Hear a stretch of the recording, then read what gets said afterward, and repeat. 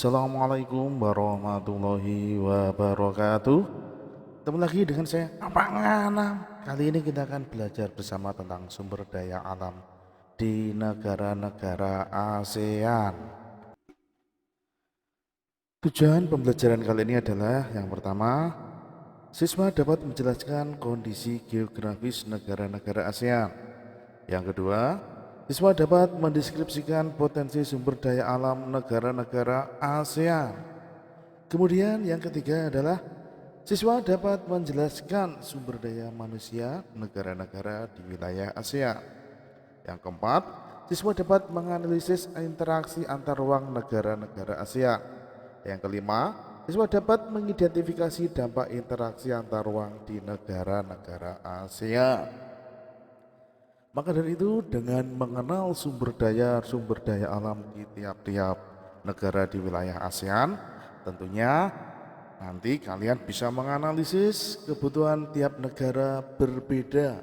Kenapa kebutuhan tiap negara berbeda?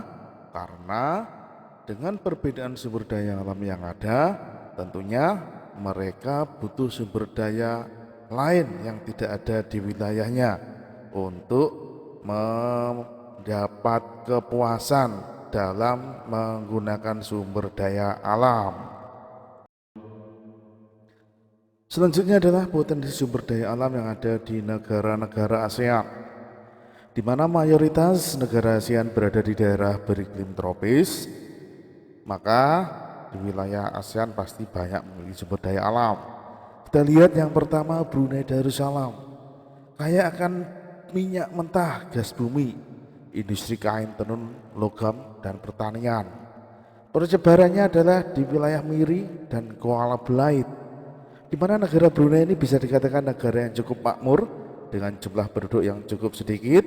Wilayahnya yang relatif tidak seluas dari Indonesia, tapi memiliki kekayaan yang luar biasa.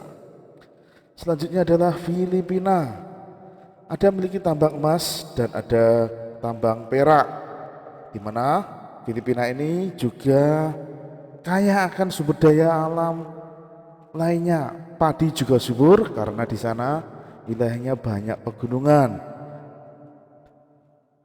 Penyebarannya berada di Cebu, Baguio, Luzon Tenggara, Pulau Negros, dan Pulau Luzon. Di Filipina merupakan negara kepulauan yang dekat dengan Samudra Pasifik.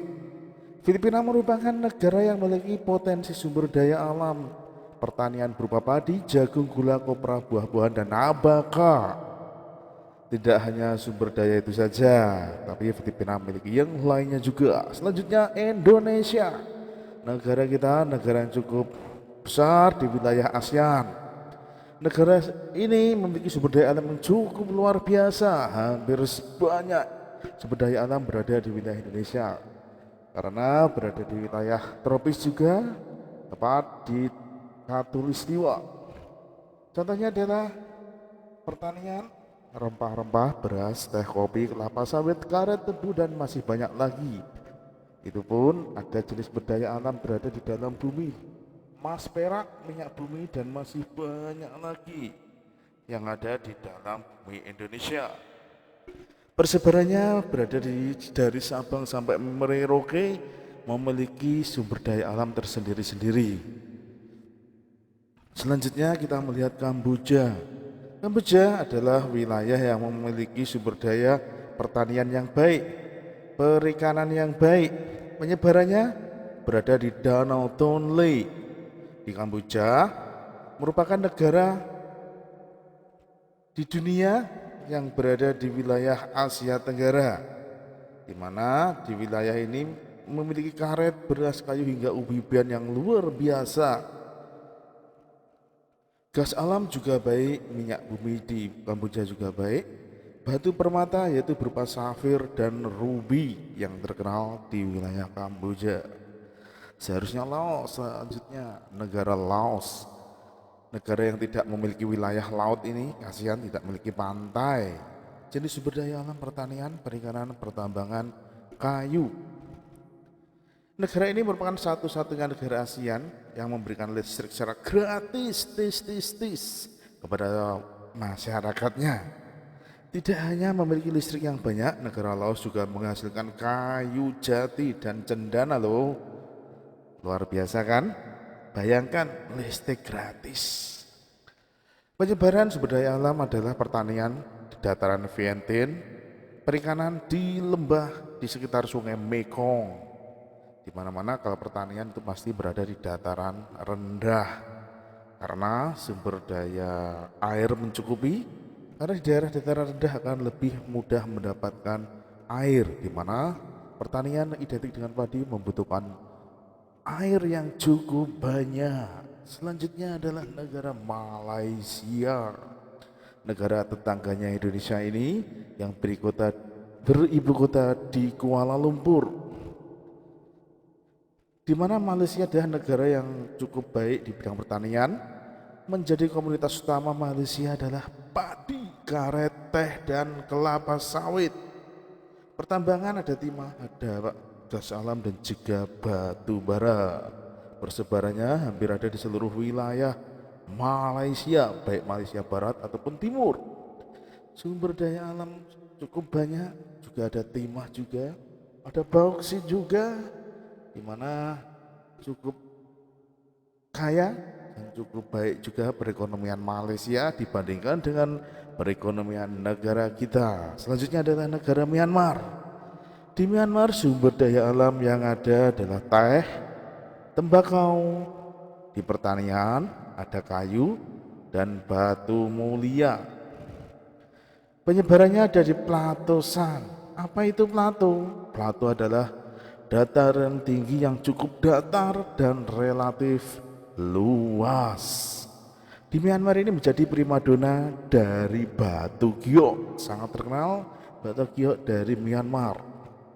Negara yang kaya akan sumber daya alam tambangnya, yaitu bisa berupa tembaga, timah, nikel, perak. Selanjutnya Singapura, negara yang sangat kecil di wilayah ASEAN, namun memiliki perekonomian yang luar biasa dengan luas negara sekitar 720 km persegi atau kira-kira seluas dengan kota Jakarta, menjadikan Singapura tidak memiliki sumber daya alam yang sangat melimpah seperti halnya Indonesia dan negara ASEAN lainnya.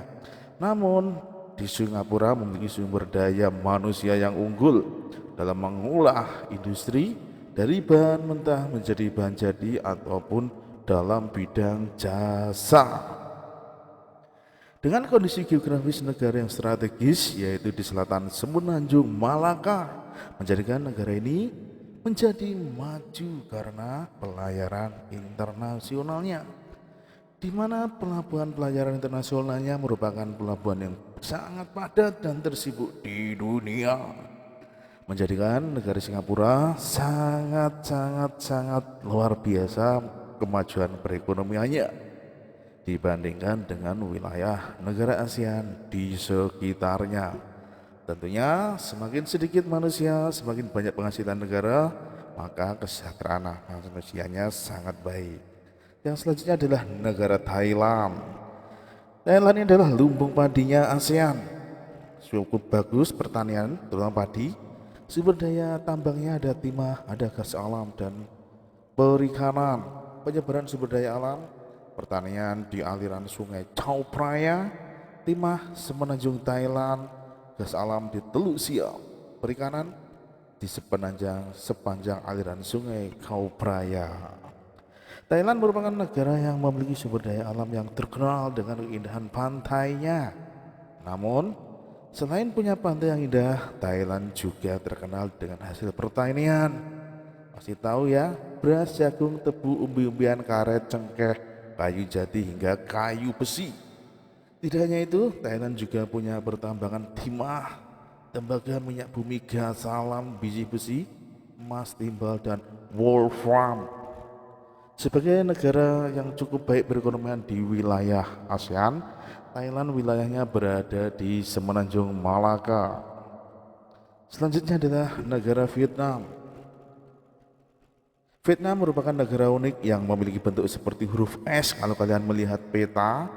Selain bentuk negaranya yang unik, Vietnam memiliki sumber daya alam yang menjadi ikon, yaitu Teluk Halong merupakan salah satu dari 7 keajaiban dunia.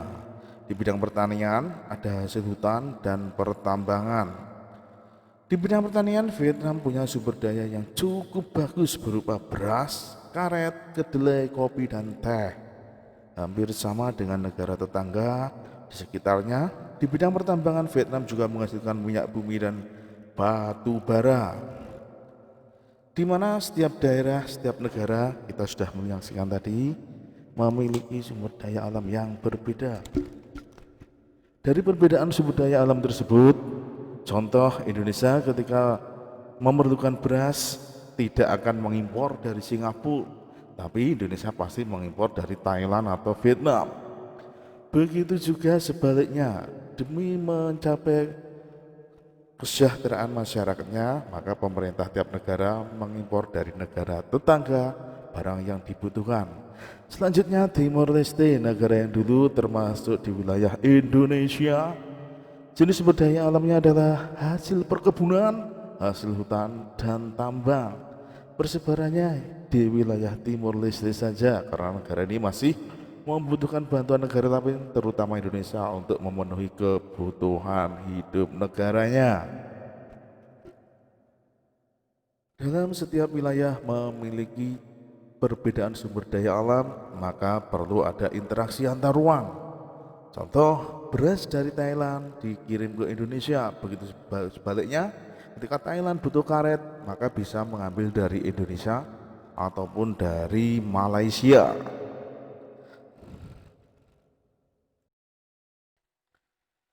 Oke anak-anakku semuanya, itulah tadi berkaitan dengan sumber daya alam negara-negara di ASEAN, di mana ASEAN merupakan organisasi kerjasama antar negara yang masuk dalam kawasan Asia Tenggara.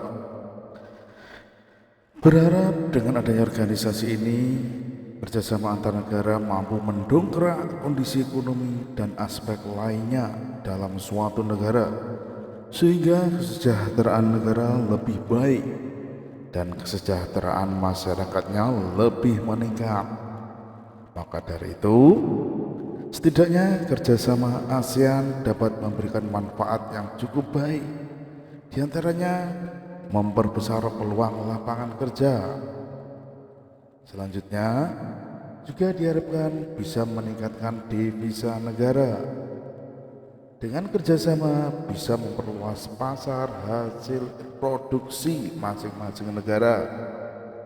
Selanjutnya, mungkin bisa memenuhi kebutuhan dalam negeri dan bisa juga mengoptimalkan pemanfaatan sumber daya alam. Karena keberadaan sumber daya alam yang melimpah di setiap negara dapat saling menutupi kebutuhan antar negara yang tergabung dalam ASEAN.